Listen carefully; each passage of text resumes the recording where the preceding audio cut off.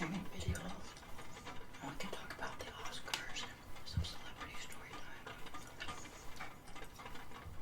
Make it a lay your head back and relax video. A reminder, turn down your contrast, brightness on your device, so it won't be so bright in your room. And maybe it's not so bright in your room. You can fall asleep quicker and easier, and perhaps you could be the winner in our ongoing challenge. First one, fall asleep, wins.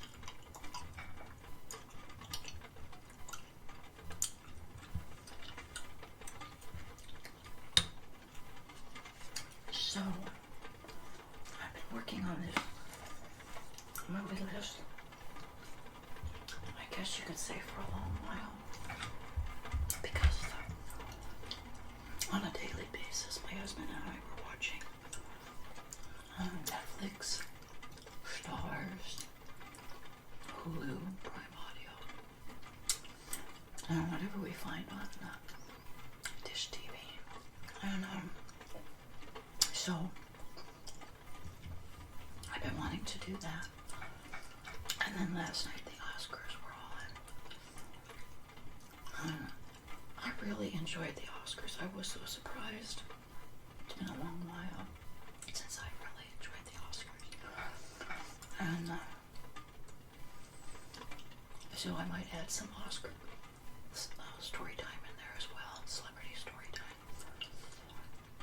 Because some fun celebrities came up and jogged my memory of just good times.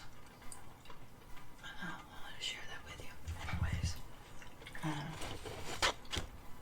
think I want to officially get myself a little notebook or a journal to keep a record of the movies we watch. I have a bad tendency to just grab whatever paper or whatever's laying around and just kind of write down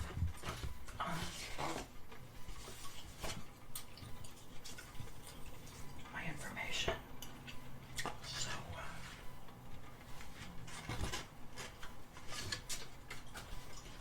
don't mind my chicken scratch. Did you guys watch the Oscars last night? I'm just kind of a little curious. I'm filming this on Monday, the Monday after the Oscars.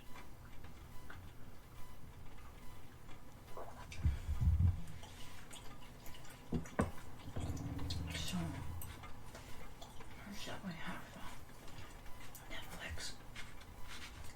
I guess we watch anywhere from 2 to 3 streaming videos through the streaming services a day. Always one like in the afternoon, lunchtime. Yeah. We're in a routine of we kind of have a late lunch, watch a movie, have lunch, and then so that by 3:30. It's kind of funny. This is like a story you would talk about, like a cute old couple. We're not that old, but it's like thinking our schedule is making me think that we're like in our 80s or 90s. But anyways, we have such a routine. Around 1 o'clock-ish, 1:30-ish, between 1 and 2, we head out to the man cave, the TV room, want to watch our video. And we have lunch. It's usually a 1.5 to hour movie. Have lunch during the movie. By 3:30 here in SoCal comes our world news. We usually chime into the Channel 7. World news, 6:30 Eastern time, 3:30 our time. And when that's over, around 4 o'clock is our nap time. I always love to take like an hour, 45 minutes to an hour nap after the news. And don't ask me how many years we've been doing it. We've been doing it for a long while now, and we just love it. And I think most importantly is during COVID, it really kept us sane. because we had kind of already had that schedule. We weren't forced to have that schedule, but then when we were forced to during COVID, lockdown, it made it kind of easy. So we watch one movie then, and then we get up in the late afternoon, kind of plan supper and have a movie or two, or try to be in bed by 10. But lately, this is crazy. I can't even believe I'm going to admit we do this. My husband loves the local police chase newsreel. So during the day, I just started watching them on my iPad, different ones, because I'm planning ahead for right before bed. He's gonna want to watch a police chase. He's gonna want to watch a police chase. So then when it comes time, we've already got the streaming services on our TV. We just head over to YouTube. I look under the history of police car chases and find something really quick for him. And the craziness, I will never understand the people who can be in a car chase. I'm telling you, the first few times when I've seen those blink, those lights in my rearview mirror when a cop is after me to pull over, I'm such a wet noodle. I'm so frazzled. There's no way I could speed up and handle a pursuit with them chasing me. I'd be that frazzled. Anyways,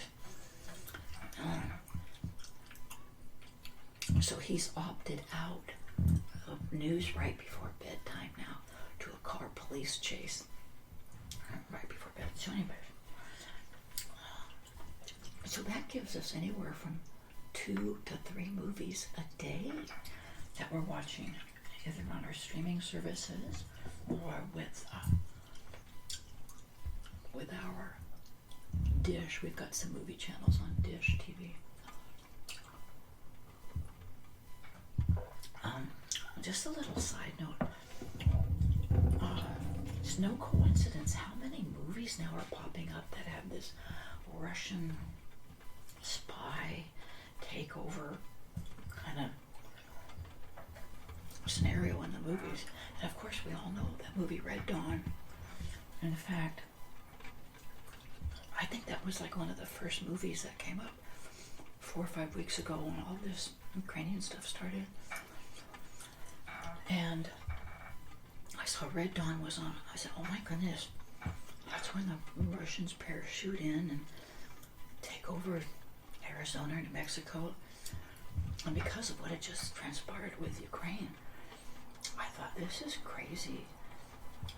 Does real life happen after a movie? Or do these people making the movies, are they at the top of our people chain? And they're pulling our strings and calling the shots. And they give us these little hints of what's going to happen in our future by the movies. They make decades before.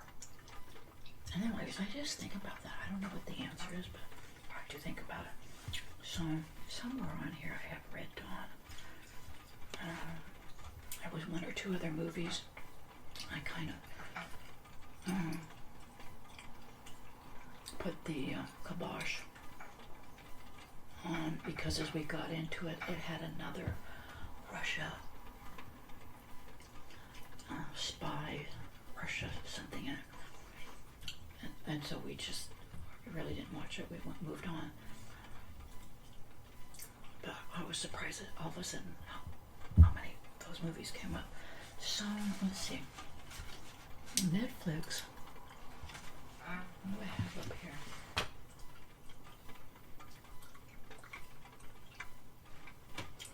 The Cleaner with Samuel L. Jackson.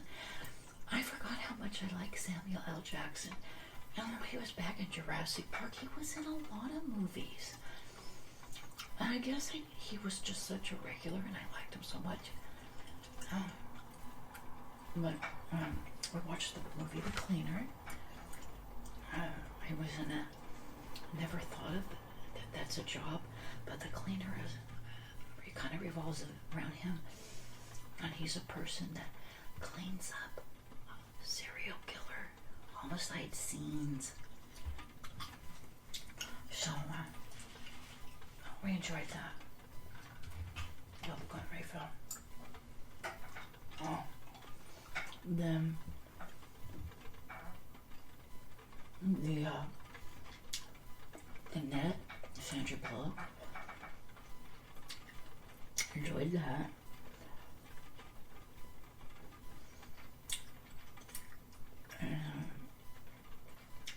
Was there anybody else in that movie? I can't remember. Kind of enjoyed it more so looking back. They had floppy disk and little plastic floppies. But wow. We had a desktop and we had the floppy disk and we had that huge setup. We really thought we were all that. And here we are today. And looking at that system setup was just unbelievable. Then we saw it. The Window with Johnny Depp, 2004. And I did enjoy that. I think I like Johnny Depp a lot too. For some reason, I wasn't crazy about Johnny Depp in the Pirate Caribbean movies. I don't know why. But when he shows up in the movie, I really like him. I think I like the younger Johnny Depp. But Window movie was about him being accused of stealing some author's book, plagiarism. But Johnny Depp makes me laugh. And then I think about that. I think about all the things written in the world. And I think about this too in music when somebody says, they stole my music or they stole my well, it's obvious to figure out the lyrics, but how do you say if you copyrighted, if you stole the musical tune? There are so many tunes in the world. I don't know how they find it. And so many books in the world. I don't know how they find it. It's just there. And there's no problem with it until the original person of the piece finds it on his own or word of mouth. Hey, did you know so-and-so wrote something that was in your book from 50 years ago? I don't know. But I find I enjoy movies that bring up these things that I start daydreaming about and think, how can they ever figure that out? My wife, I still think about that.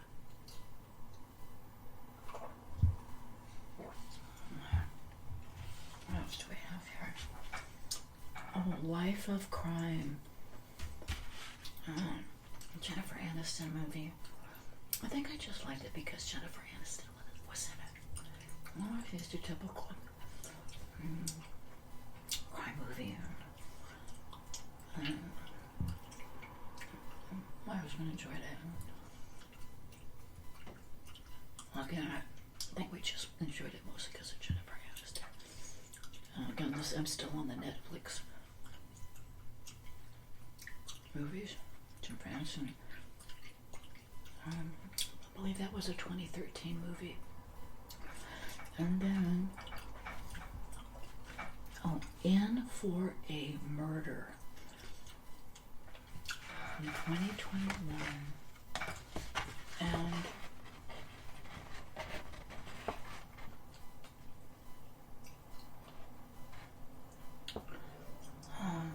that was a murder mystery. Wasn't that crazy about it? Because as I'm reading it, I didn't have anything with it. I think it may have been the one that kind of, this lady finds a girl dead somewhere. She finds a necklace, and it's in a different country, but typical murder mystery that I can't even think if there was a good actor in it that kept us watching it. Oh, I may have kept watching it because of Poland. I think there was a Polish slant. Parts of it took place in Poland. Anyway, Wheelman. My husband loved it. I didn't care for it at all because it was like, the whole movie was like a screaming car chase, and my husband loves car chases and motorcycles. So if you like that, you'll love Wheelman.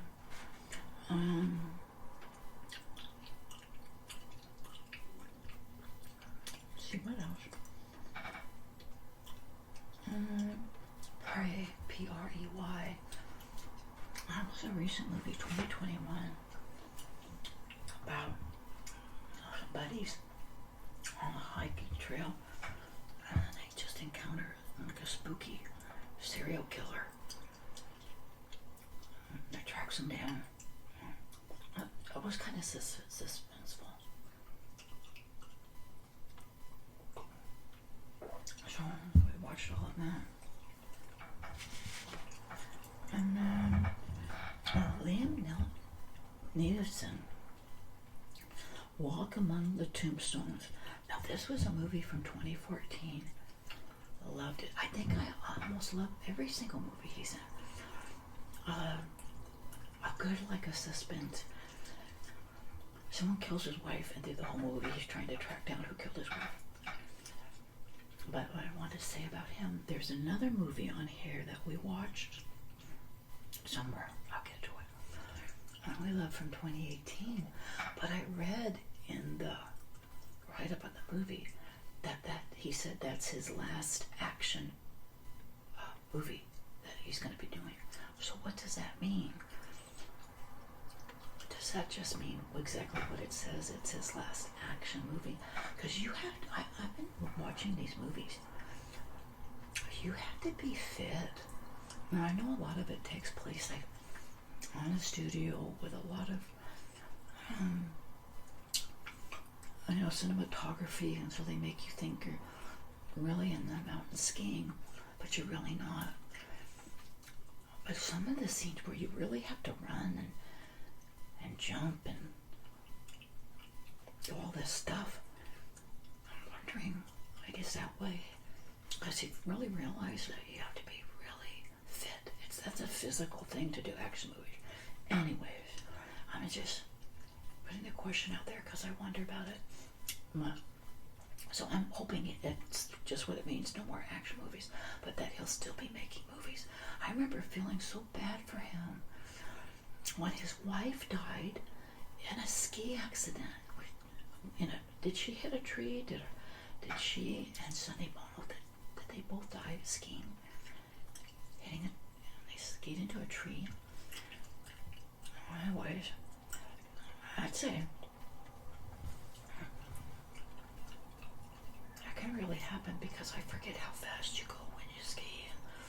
I had a couple of fun ski outings with my husband before the kids were born, and right when I was getting good at skiing, when I could ski with my skis like this. I used to only ski with my skis at an angle. My husband, I got good and I was skiing like this. I remember so clearly thinking, I'm going so fast. Like if I would ever fall, what would happen? That's how fast I'm going. So you really could die from hitting a tree because you're going that fast. Anyways, so Walk Among the Tombstones, a good movie, 2014. I think it kind of takes place in New York City. Let's see what else.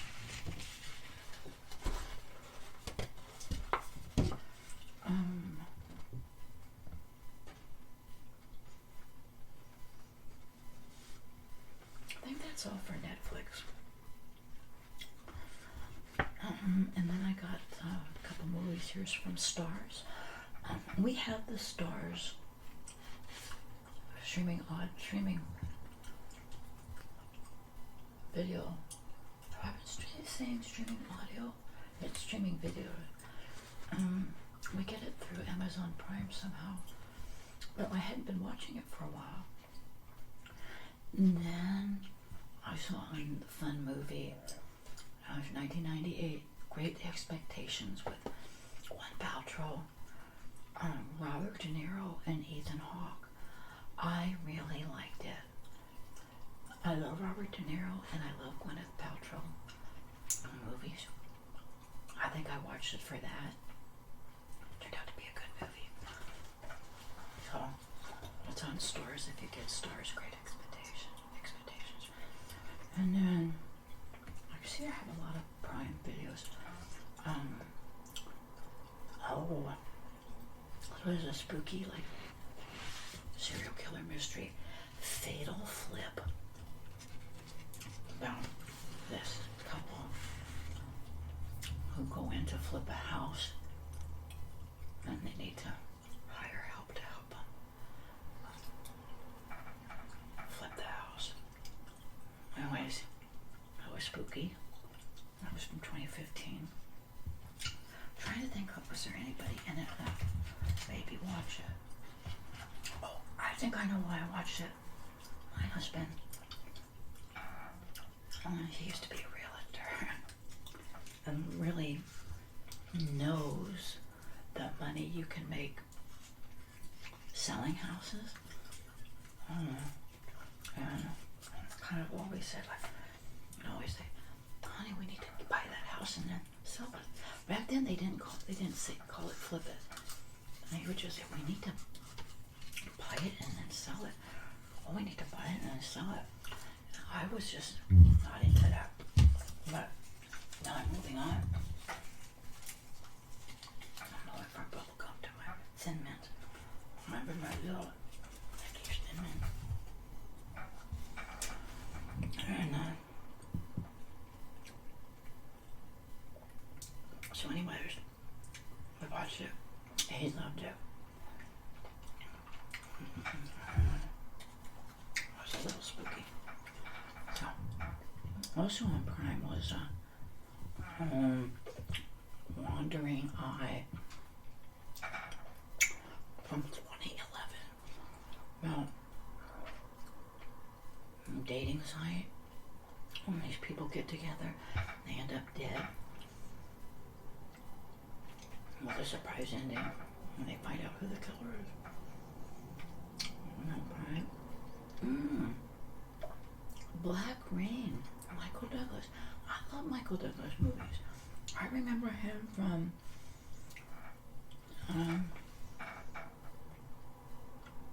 Streets of San Francisco. I think it was the 70s. I loved them both, Carl Malden and Michael Douglas. Loved that show. I think it was because I liked Michael Douglas. Anyways,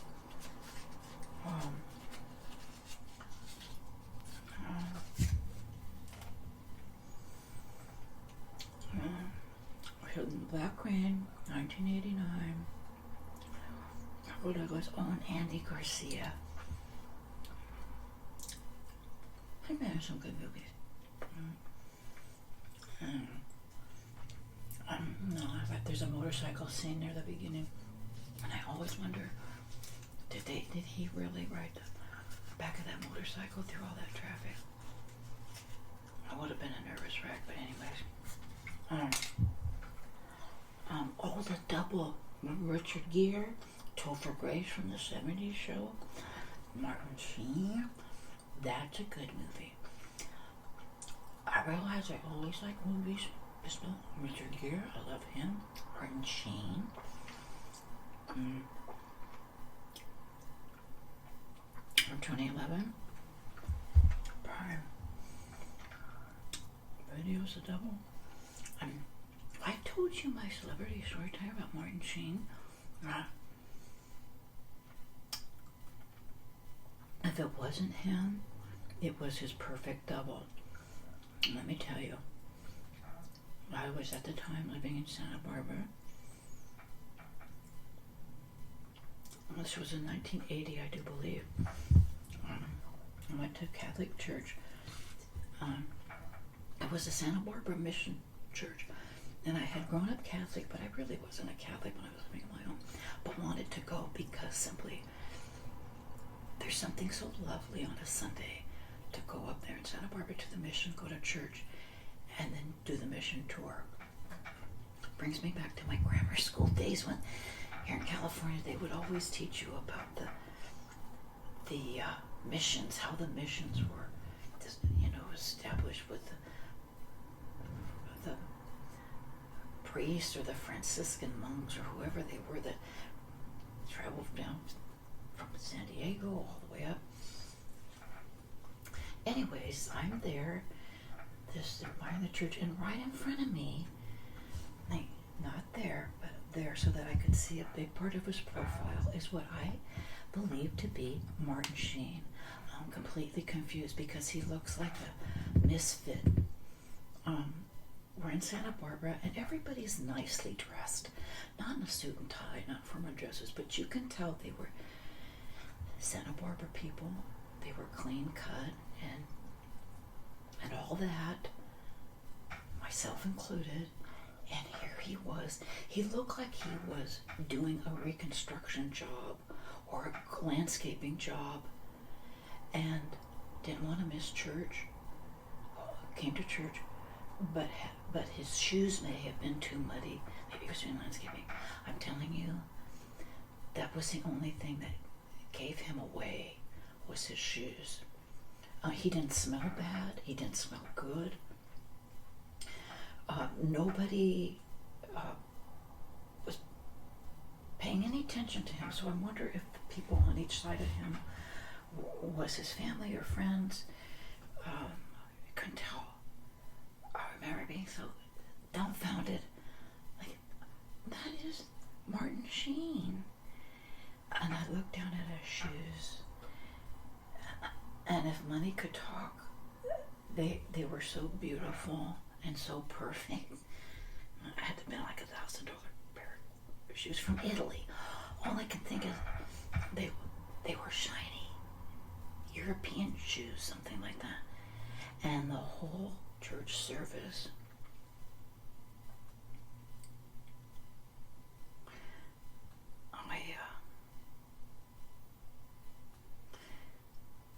that's all I did.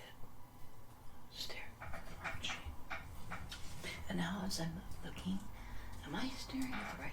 I think I've been looking at the wrong part of the camera like this whole time.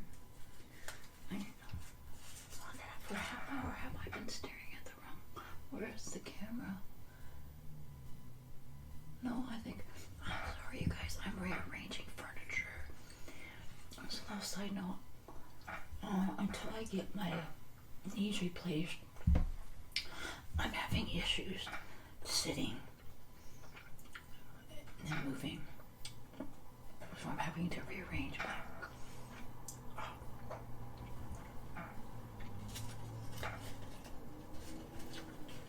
my area. Thank you for your patience. I may have to change bar stools. There's a squeak in this bar stool. I know it's going to pick up, but maybe if I could sit still. All right, let's see. So we talked about Richard Gere. Red Dawn. That was 1983 movie. Charlie Sheen.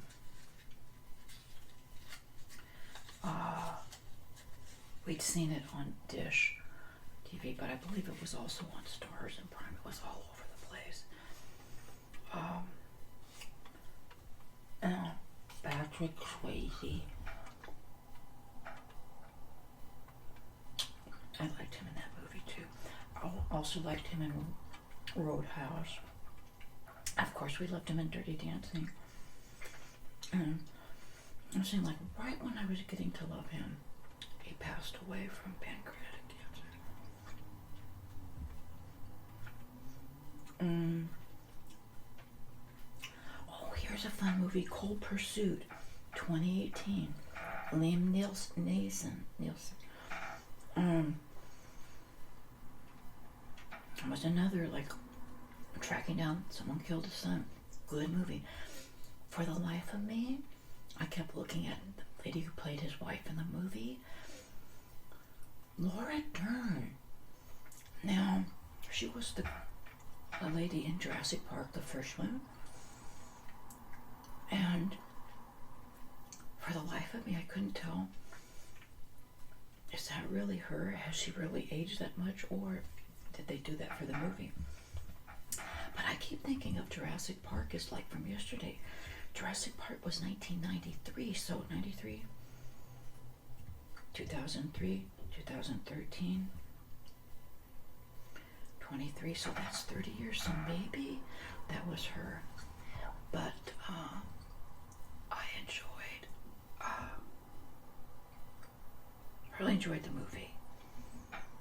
And that's when I read something that's going to be his last action film. All right. What else do I have on here? We did that.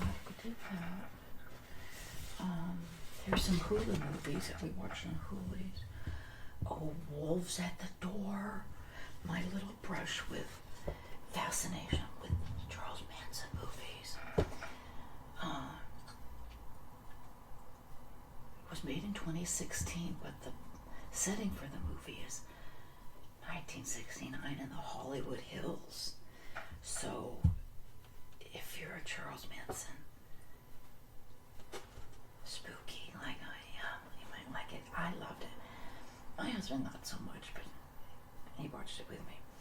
Okay, what is this? Oh, yesterday we just watched this movie, Her Deadly Sugar Daddy.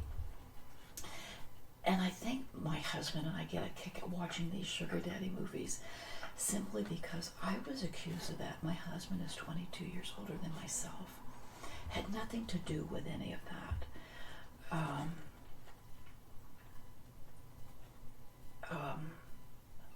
We were such good friends. I'm an old person. For my age, I was like an old soul.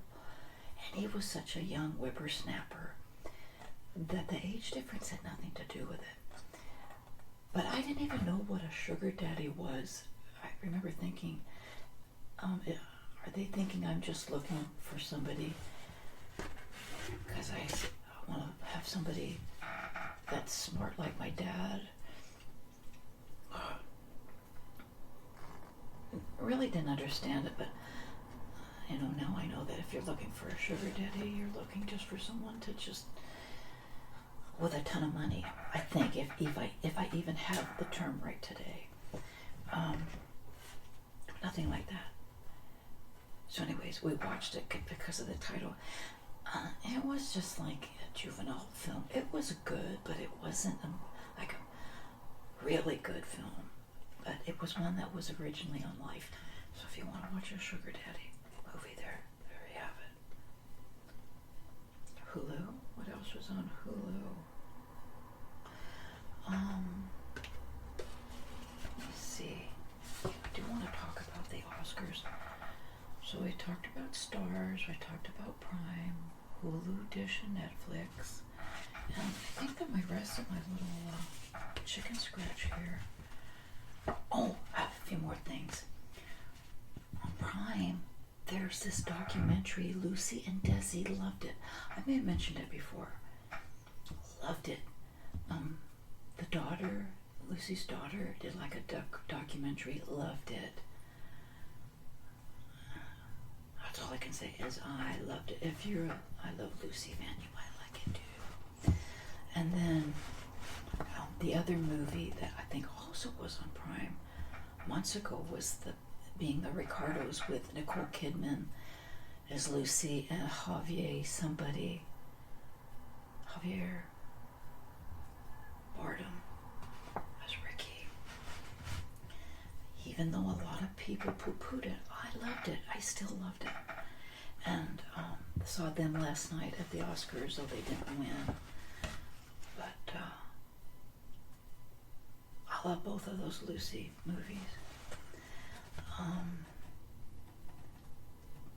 Then I want to really quickly just kind of make a mention of the Oscars. Anthony Hopkins came out to do an award. I forget how we love Anthony Hopkins. When he has a movie out, I'll go out of my way to watch it because of him, and I don't know why. My husband and I seem to enjoy the same actors, and we seem to lean toward the same kind of film if we see somebody we like. Oh, it was so good to see Anthony Hopkins. I miss him. And if he has a new movie out, let me know, because I can't think of it. And then I remembered Lady won an award for the Tammy Faye Bakker movie. I didn't finish watching it, but I want to finish watching it because I want to kind of piece together that Jim Bakker scandal, see how she fit in. And now that the actress got an award, I want to see it anymore, even that much more. Is that the name of the movie, Tammy Faye Bakker? I gotta finish watching it. And I forgot how much I love Wanda Sykes. I think, was it Amy Poehler?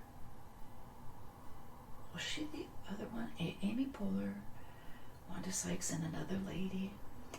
And I think Amy Poehler was the one who made this new Lucy and Daisy movie. Go back and make sure I have my facts correct, but it seems like as I was watching, I go, oh, that's her. I was so focused on Wanda Sykes. You guys, I never had a clue about Wanda Sykes until back in 2005. Do you remember that movie with Jane Fonda, Monster-in-Law, or The Monsters-in-Law? I am telling you, and I know I've mentioned this before in a video somewhere, because of her. And at the time, my husband and I, we were on vacation and we were visiting relatives, and we happened to be in Cincinnati area. Went to go see that movie. It had been out a while, but went to go see it. I cannot remember laughing out loud at that movie and it was because of Wanda Sykes, the stuff she did, and my husband. And we even went a second time. My husband is so sweet. He's not crazy about comedies. I think he kind of wanted to see Jane Fonda because he and her are the same age. I cackled so much because of Wanda Sykes that I wanted to go see it again. I was anticipating I'd be going myself to go see it again. I'm pretty sure he went with me. But he really gets a kick out of me when I get crazy laughing. Anyways, I know that laughing isn't for everybody like that, but thank goodness he enjoys it, right? So I really enjoyed Wanda Sykes last night. And the best part, at the end, they all came out with their pajamas. And that just seemed like a nice ending touch to the Oscars, because the Oscars always keep us up late. They always run over. And I don't know what you guys on the East Coast do, how you can even stay up for it. But I really enjoyed them coming out on stage in their pajamas. What are some other Oscar moments? I should just put this disclaimer out there. I did not see, wasn't until today, the day after, on CNN, did they talk about Will Smith punching Chris Rock because he made a wife comment about Jada Pinkett Smith and her G.I. Jane haircut. And apparently she's suffering alopecia. Will Smith got mad, went up, punched him in the face, and then started yelling and screaming at him from his seat. So I do remember the Oscars cutting out. So maybe that's when they cut out. But I completely missed it until I heard it this morning. So and then it always leads me to believe what's real and not real with Hollywood, because everything is so planned. So it wasn't until this morning on CNN when they said there was a police report, and he did not file charges. So that's the only thing that makes me think it wasn't a publicity Hollywood stunt. It was real. So you can chime in and tell me what you think. But because I grew up here in Southern California and Hollywood's just up the road, I'm real leery of what I see, because I know how much Hollywood, what they do to persuade people. Anyways, so there was that. Loved. How many of you stayed? Wait till the end to see Liza Minnelli. Oh my goodness. Wanda Sykes had done a view. There's a museum now in Hollywood. Somewhere down there. What's it called? The Cinematography Hollywood, where they have all these popular, famous things from movies, and they had the ruby red slippers from The Wizard of Oz. There I was daydreaming about the Wizard of Oz movie. I was so happy to see Liza Minnelli, who we all know was Judy Garland's daughter. She was up there handing out an award with Lady Gaga. And they mentioned her movie Cabaret, which I loved years ago. But most important, you guys remember that movie Arthur with Dudley Moore and Liza Minnelli? So just by that little remembrance of Liza Minnelli got me in my happy space. So just that little Liza Minnelli moment got me back in my remembering her and Arthur. And so more than likely I'm probably going to watch that movie soon. In the movie Coda, I want to see the sign language people, Marlon Matlin and a new guy. So because of the Oscars now, I want to see that movie. And what else did I have on my chicken scratch? Oh, Kevin Costner had the best story. Now, he just was on the Paramount channel with a miniseries, Yellowstone. We did not like it. I was shocked. We love Kevin Costner.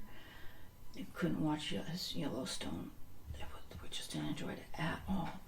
But when he came on, he was giving an award for directors of movies, and he reflected that about a childhood memory, the best story ever. And I guess we're the same age, because he shared a story when he was a little kid. He was 7, and he went into a movie theater by himself. He snuck away to the adult movie theaters, and everybody thought it was going to be a porn movie, but it was just a regular movie theater back in the day. Movies were so different. I had the same experience with my mom in Simi Valley, California. They had one movie theater. It was Alarwin Square. And he recalls going into this movie, 4-hour movie. You go in there, and when the movie started, it was this huge curtain, and the curtain opened in the movie screen, and that really happened. It gave you a whole new, different, bigger, better feeling of a movie than ever. And he recalled that. It was a 4-hour movie. Oh, How the West Was Won. And he's 7 years old, and he's sitting there. And because he was 7 years old, and I guess that was his first time, the curtains open, and there was an intermission, which they actually did that. They would give you an intermission time. And he said, no way am I moving out of this seat. I want to really see the movie. And then they give some kind of signals that the intermission is over. Everyone comes back, and the curtain comes back open again. What did he say? How the West Was Won. Oh, he said Cinematic Dome. I'll have to look that up. Pretty sure it had been from the 60s. But what good times those theater days were in the 60s. I even remember, I specifically know my mom took us to see Funny Girl and it had an intermission, and people would come out and they'd say, look at your ticket, and you could win prizes. It was always exciting, the intermission time. She took us to see Jerry Lewis movies there. We'd have intermission, look at your ticket, your movie ticket. Oh my goodness. And we only went with my mom because my dad was not crazy about like Jerry Lewis and Barbara Streisand. Good times. Kevin Costner had a good little presentation story. It brought back so many good memories. And I think they used to even show 2 movies. If the first movie wasn't long enough for an intermission, you'd get an intermission before the second movie. I think there was only like $1 or 50 cents for like a daytime movie. Good times. And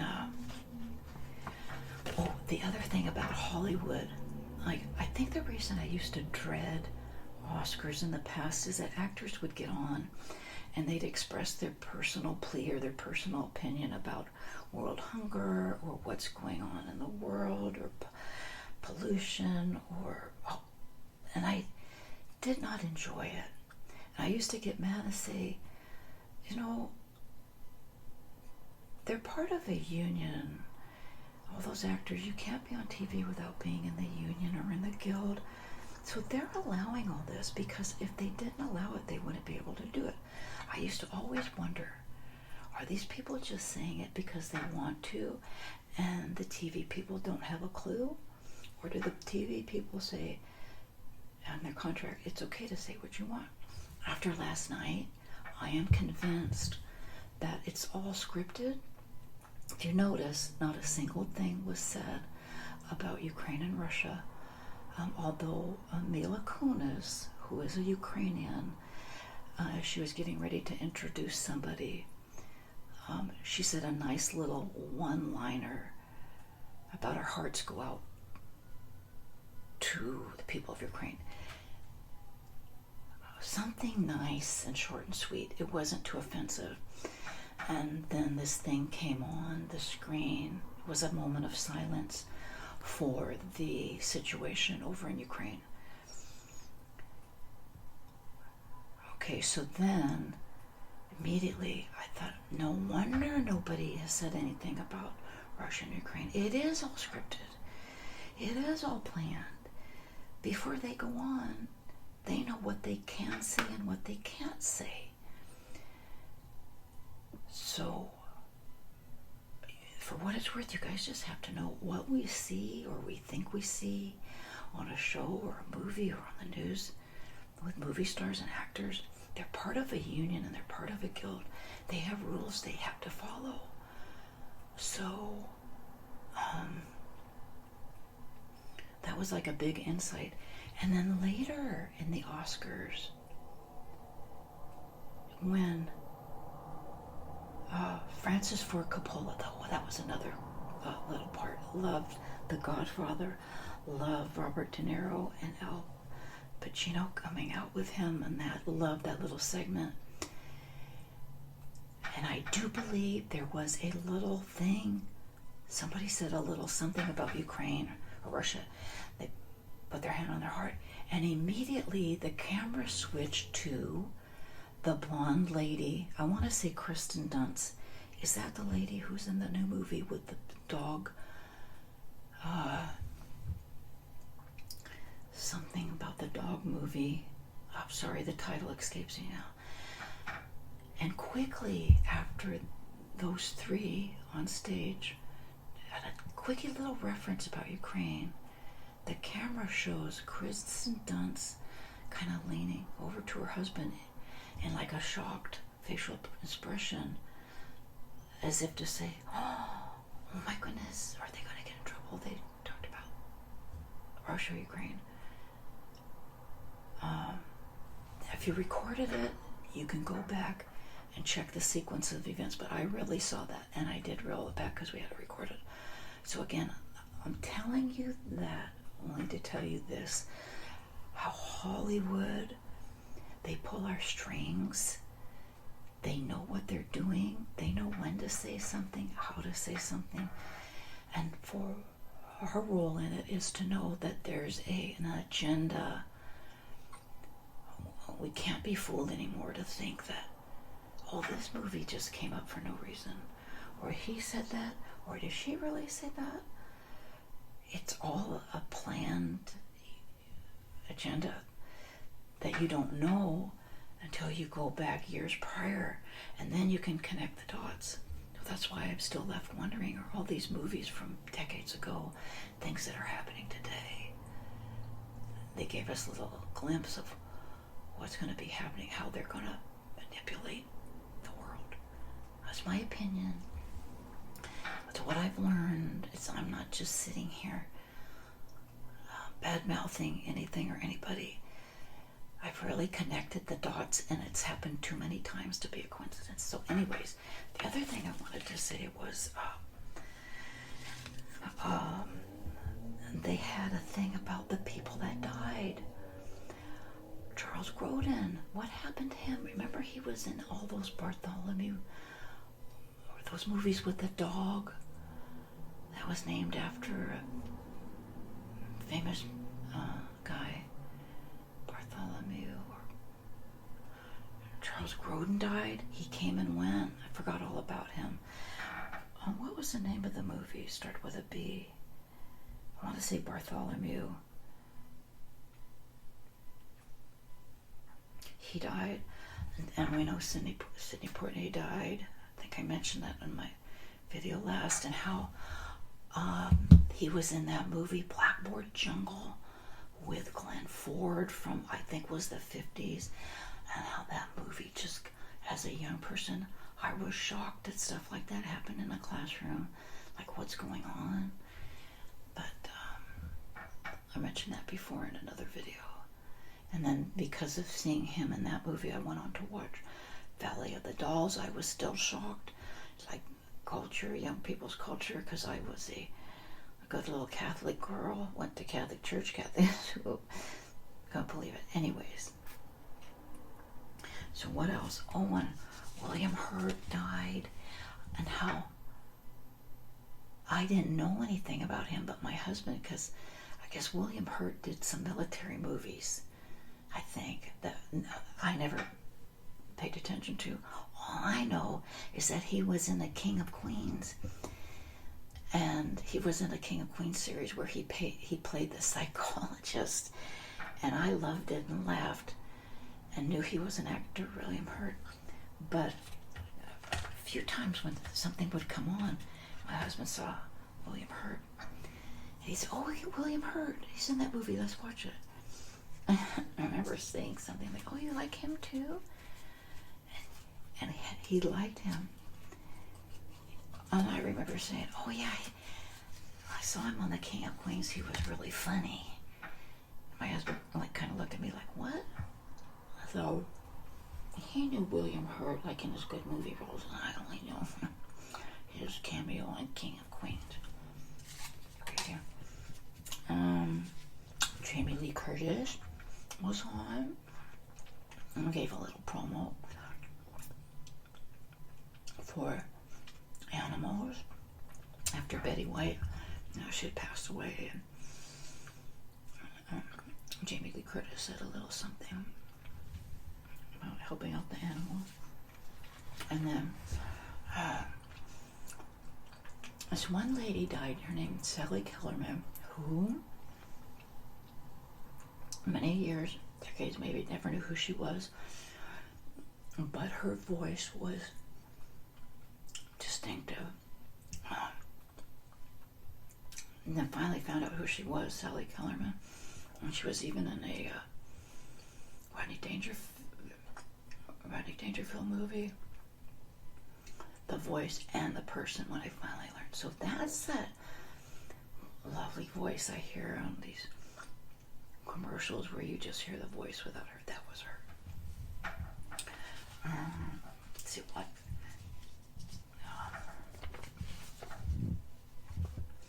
Where am I at here?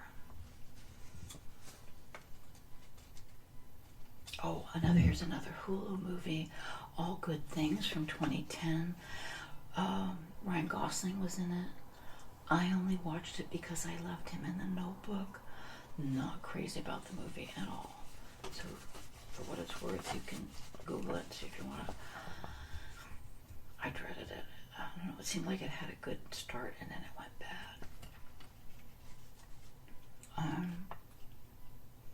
Oh yeah, Wanda Sykes. Now I want to go see the Museum of Motion Pictures. She was kind of Oscars last night walking through there. I want to go see that. I want to go in there now. Oh, Reba got on and sang, and it reminded me back in the early 80s sometime, Santa Barbara Bowl, Reba McEntire in concert, good times. These celebrities from my past that come up, and if anything, I wish I would have kept a little diary book of every single celebrity concert we went to, because I think I'd have a pretty good sized novel of concerts and celebrities and story times. She was there. Santa Barbara Bowl.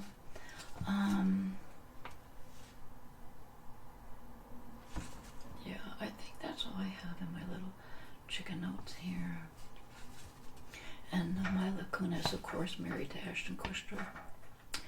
She's from Ukraine and started a wonderful, either a GoFundMe or match, like $30 million to help Ukraine. That was one of the first efforts that came out immediately, I think, 4 or 5 weeks ago when all this started. Oh, and the James Bond, like in a minute. Judy Dench was going to be up for an award from that movie. Can't think of it now. It's another country. And then somehow it because of her, it segued into like decade or 60 years of James Bond, and they had all the James Bond people. I think they began with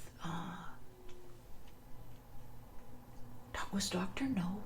Was that the first James Bond movie with Sean Connery? And it was a pretty fast little thing, and and I could get all the movies. We saw that. Love that. So now, because of that, I want to go back through all the James Bond. It seems like just a few months ago, my husband and I, we had a James Bond marathon. And I love that lady, Judy Dench. Really wasn't quite sure of who she was. I mentioned this before. I saw her on a TV show.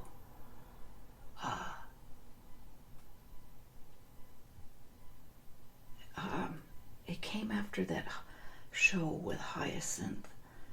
I'm forgetting both the names of the shows now. And you guys were so kind the last time I mentioned Hyacinth. You told me the name of that show, and I forgot it again. Well, anyways, Judy Dench was in a British TV show that came on after Hyacinth, the show with Hyacinth. And that's how I realized I liked her. I know you guys will tell me again, I'm so sorry. I get so caught up and excited about my celebrities. I forget some of the main points. So, I guess that's it. Oh, Steven Spielberg. He brought back West Side Story, and they kept showing shots of Steven Spielberg. I'm telling you, has he aged since like the 80s or 90s? Every time they did a shot of him, I had to do like a double take, like Hollywood is that good. Like some people, either Hollywood is that good that they have buku bucks and they can make Hollywood make them look young again, or they just have the genes to look young again. The only reason I know that is because my husband and myself are like completely different. His whole family, his whole side of the family, they have young genes. None of them look their age. They all look 20, 30 years younger than their age. I don't get it. So maybe Steven Spielberg has those young genes in his makeup, genealogy makeup, but I enjoyed seeing him. Who else? And anyways, it's been fun. I've enjoyed this time with you tonight. And again, thanks for your patience with me as I set up in my new little